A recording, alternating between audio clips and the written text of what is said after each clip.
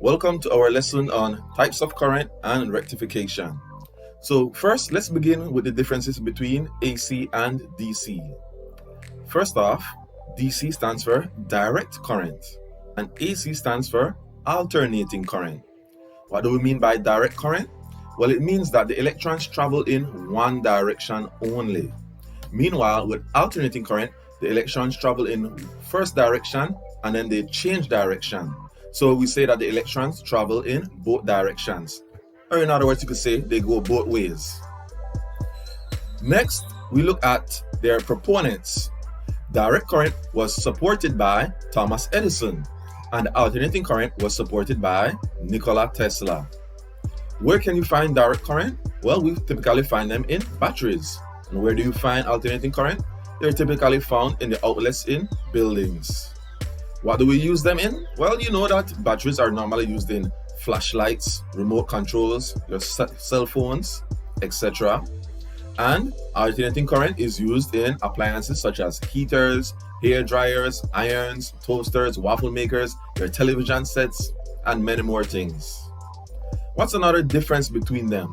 Well, direct current cannot be transmitted over long distances. Meanwhile, alternating current can be transmitted over long distances. Why is that? It's because direct current has one set voltage. Meanwhile, alternating current has a variable voltage, and because of that property, it can be stepped up or stepped down using a transformer, which is a key difference, making it be able to be transmitted over long distances. When we look at the graph of direct current, it is a very plain graph, just one horizontal line straight across at whatever the peak voltage is.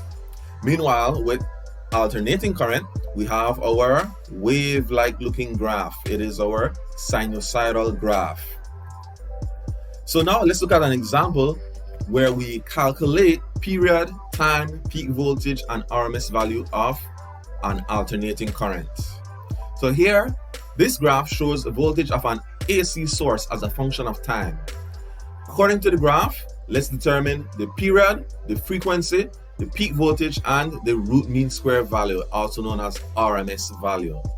So looking at our graph, we see that the period is 36 milliseconds.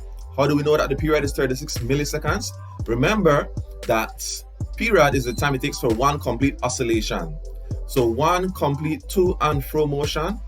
At the top, this is the to of the electrons moving forward, and then this is the fro at the bottom of the electrons moving backwards.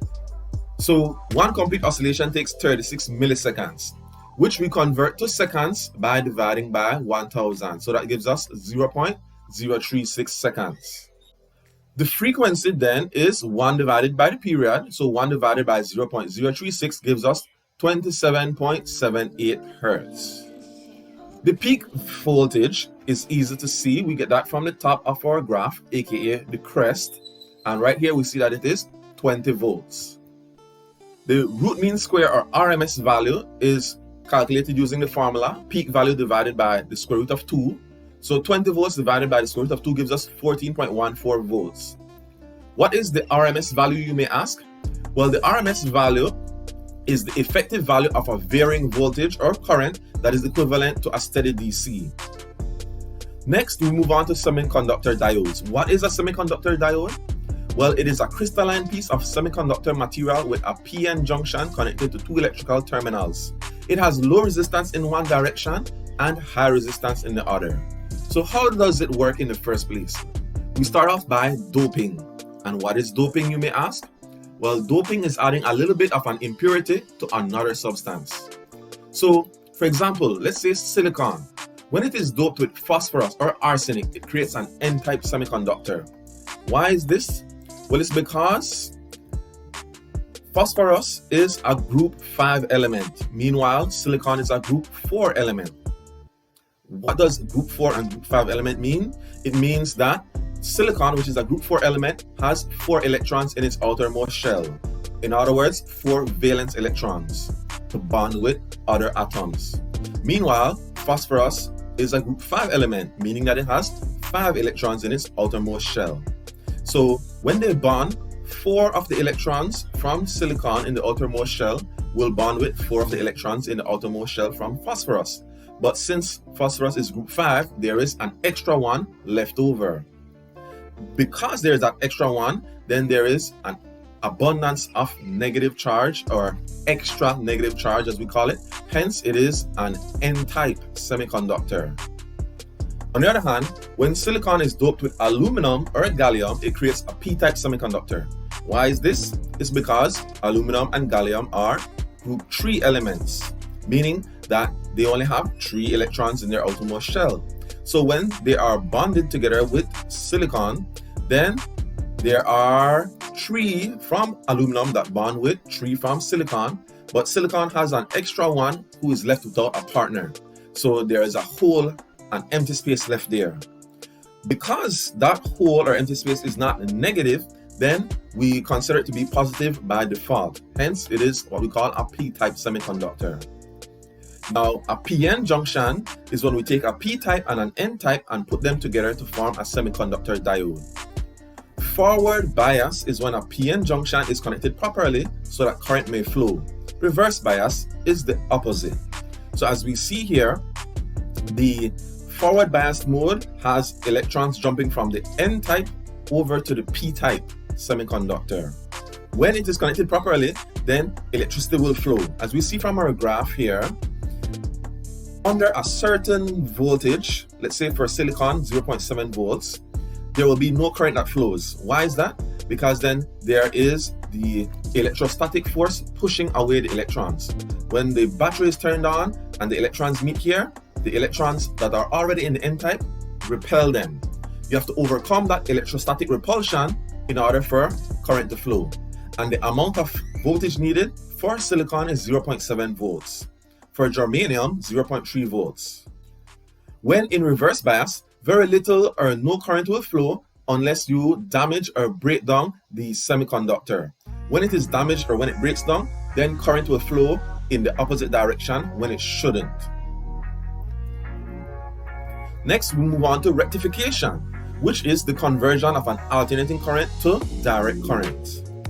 What do we use for rectification? We use simply the diode. Why? Because it allows current to flow in one direction but not the other. So here if we have one simple diode and we have it connected to an AC current, then under normal circumstances the AC current will flow in both directions. But if it is connected to a simple diode, then the current will only flow in the forward direction, and when it tries to go back in the opposite direction, the diode stops it, so there is no output. That's why the graph here is flat on the time axis. Then when it changes direction again, it is able to go in the forward direction, and when it tries to go back again, it can't, and this just repeats itself. Next, we come to full wave rectification. Here we have a full wave rectifier, or what is also known as a bridge rectifier. It is an arrangement of 4 diodes that allows for the direction of the current to be totally changed only to the forward direction. How does it work, you may say? Well, let's take a look at this diagram here. Let's say we have the current coming from this side here. When it reaches this junction, there are 2 options. It could go to the left or it could go to the right. If you consider the left option, it would meet the diode in reverse bias. Hence, it cannot go that way. It has to go through the right diode, which is in forward bias. When it reaches this junction here now, again, there are 2 possible options. It could go left or it could go right to the output. When we look at the left option, again, it is in reverse bias. Hence, it cannot flow that way. So it has to go right to the output. When the electricity is coming from the other direction now, let's say we consider it from this input. When it reaches this junction, again, we consider options. It can go left or go right. But when we look left, it is a diode in reverse bias. Hence, no current will flow. So it has to go through the right option where the diode is in forward bias. And again, when it reaches this junction, 2 options, left or right. If it goes left, no go, because that is reverse bias. So it has to go forward through here where there is the output. In both instances, the output is positive. So when we look at our output voltage, we have here only the positive parts of our graph. Only positive output. So next we come to full wave rectification with capacitor smoothing. So what is a capacitor? Well, it is a little device that stores up charge and releases it when necessary. So here, with that charge being stored up and slowly released, our alternating current is almost like a direct current now. It does not vary wildly, going to a peak, then down to zero, up to a peak, then down to zero again. No, it only decreases a little and then goes up a little, decreases a little again, goes up, and repeats that way. So in this sense, it is almost the same as a direct current that would go straight across and be constant. Why would we want to have full wave rectification in the first place? Well, it is a very common device where you can see it. You are not aware of it, but this is the device where it is used. Your chargers, whether it be your laptop charger or your phone charger, full wave rectification is used in any charger that you may have. Keep in mind that your cell phone runs on battery power.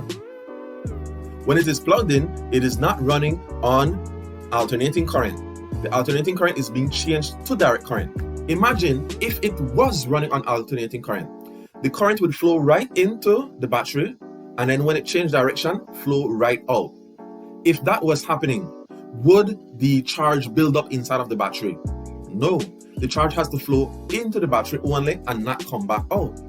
That's what the rectifier does. It allows the current to flow only into the battery, but not back out. And so this is what one looks like in person. If you were to have a charger broken apart and you can see the inside, these are just some of the components that you would see. In particular, these four little semiconductor diodes that you see here are what we would call the bridge rectifier, and that's the capacitor that supplies the smoothing effect. And with that, we are done with our lesson for today.